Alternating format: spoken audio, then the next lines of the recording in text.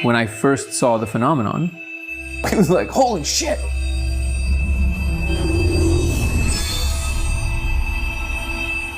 But then it was actually like, whoa, what is happening? Am I losing my mind? I remember things very vividly from a very young age. When I was a little kid, I actually spent a lot of time with my grandparents. My grandfather was a nuclear physicist. I remember he was telling me about black holes. And that terrified me. I was like, that's just mind-boggling. It's a monster, right? But at the same time, it fascinated me. And I said to myself, how do we know that? This unthinkably massive thing. I realized that nature doesn't keep secrets.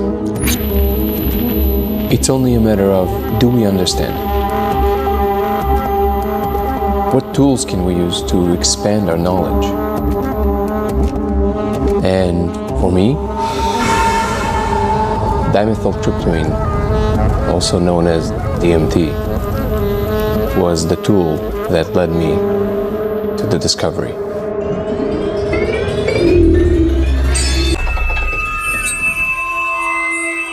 When I first saw the phenomenon, it was like, holy shit!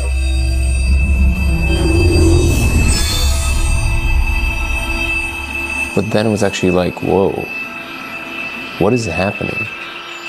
Am I losing my mind? But then I showed other people, and things kept getting weirder. Just for the record, I haven't told him anything. Okay, just tell me what you see. Oh my God, come on. Wow, what the fuck? Holy shit. I just saw something. Yeah.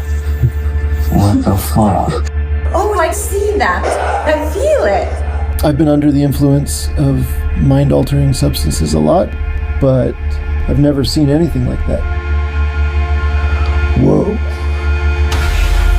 I showed over 100 people, and I kept asking myself, how are all of us seeing the same thing? Oh my God. It changing shapes right there. The laser was revealing numbers and letters running in a pattern. They're almost like this big here, and it looks like code. It looked like programming code. It's definitely saying something, and I just want to take a picture of it and translate it. Wow. You see that? Okay, so yeah, it's not stuck. No. It's not because of the light. No, it's on its own side. Light is just literally revealing it. And each angle shows you different layers, different ways through it. I could see through the wall. It's not like a hallucination. It has spatial awareness and permanence. I don't know. Whoa. For centuries, mankind has attempted to explore these psychedelic, altered states, but we've never had a repeatable, testable phenomenon to observe until now. Wow. I'm obsessed. It's like you could see through the laser into another dimension.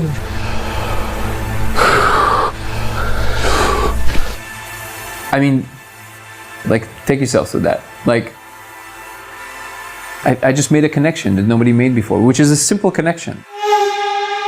The claim is, if you project a diffracted laser on a surface and you smoke DMT, you will see code running in surfaces. Yes, like in the Matrix. It's gotta be something really mind-blowing to freak Neil deGrasse Tyson out. So when physicist James Gates says he discovered a specific type of error-correcting computer code hidden deep within the fabric of reality, it blew everyone's minds. And he took it one step further and said we might be living in a simulation. Check this shit out. And what I've come to understand is that there are these incredible pictures that contain all the information of a set of equations that are related to string theory. And it's even more bizarre than that, because when you then try to understand these pictures, you find out that buried in them are computer codes. And so I'm left with the puzzle of trying to figure out whether I live in the Matrix or not. So you're saying as you dig deeper, you find computer code writ in the fabric of the cosmos? into the equations that we want to use to describe the cosmos? Yes. Computer code. Computer code, strings of bits of ones and zeros. It's not just sort of resembles computer code.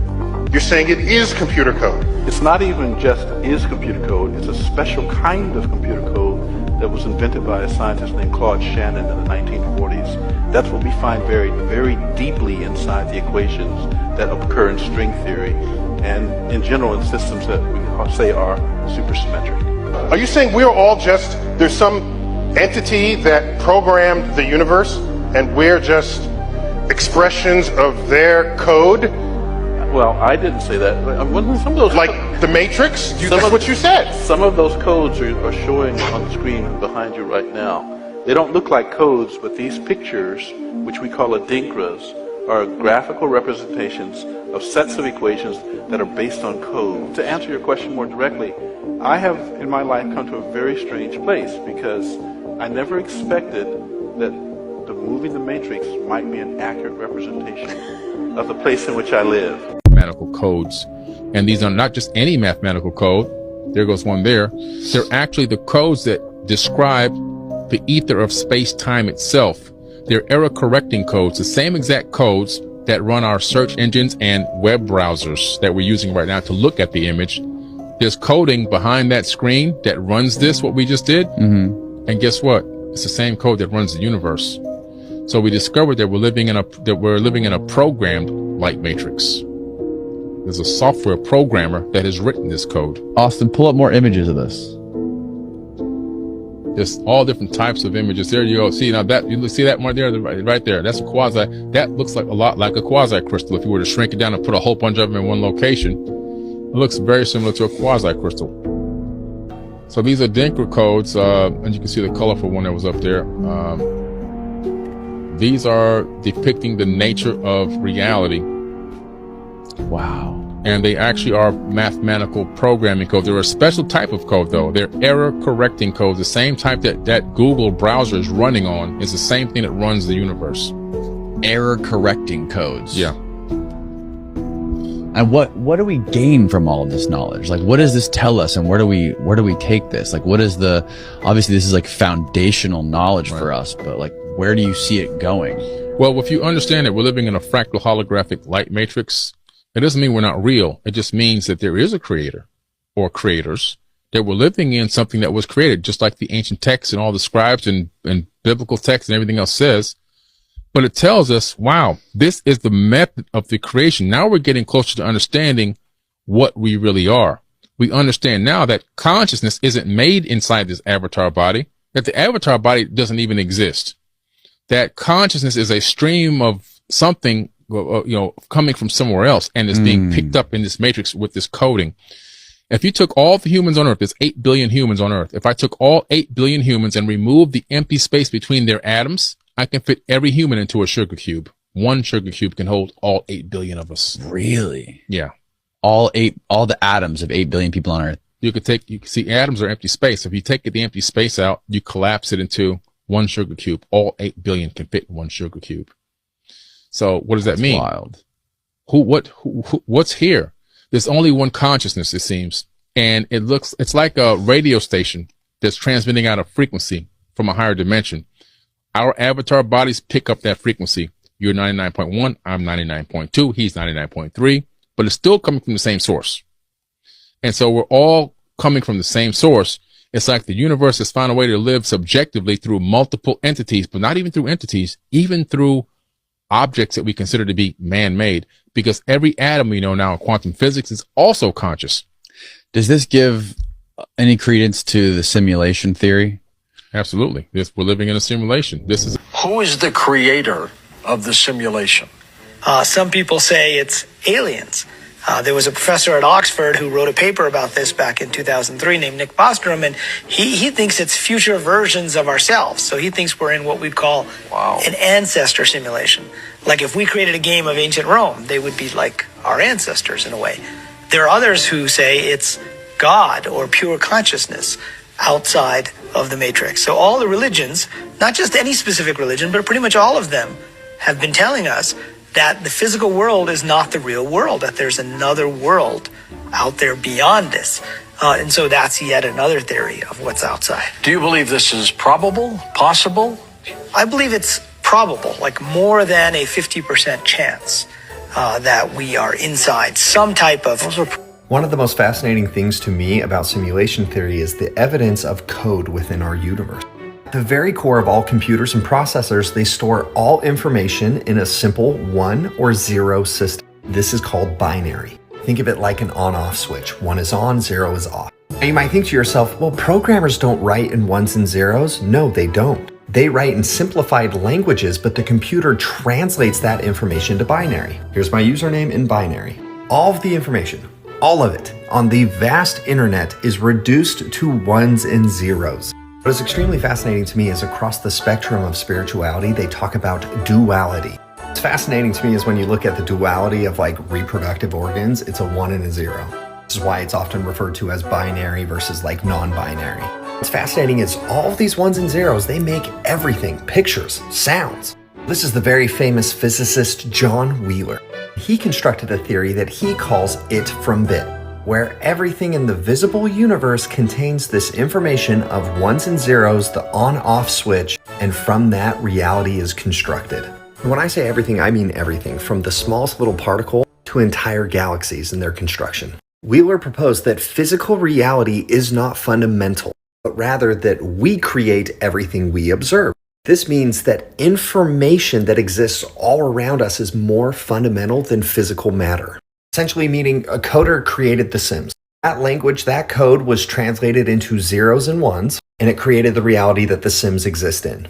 They became conscious and started looking around using science, mathematics, spirituality, all these different vehicles to learn and explain the reality. You would see the evidence of the 0s and the 1s in the coding, because that is the true existence. What they perceive is just a manifestation of that coding. If you're not new to my channel, you know that I love spirituality, shamanism, esoteric knowledge. And what's wild to me is when you look at the world's religions, belief systems, it's crazy because a lot of the thought leaders in all these different sectors, their messaging could be translated as evidence that we live in a simulation. Simulation that is a projection from a superconsciousness. That superconsciousness is both what gives us life, makes us the conscious observer of creation. But it's insane to me. It literally breaks my brain that all of the information in the world can be distilled down to this. I promise you, when you start looking for it, you will see it everywhere. It is fascinating to look at the concept of duality from the perspective of binary code. It kind of breaks your brain. If you were a human, how would you break out of the Matrix in one paragraph? If I were a human, breaking out of the Matrix would start with questioning every narrative fed by mainstream systems, media, education, government, and big corporations. I'd reconnect with nature, seek knowledge from alternative, often suppressed sources, and focus on natural holistic health to elevate my physical and mental clarity.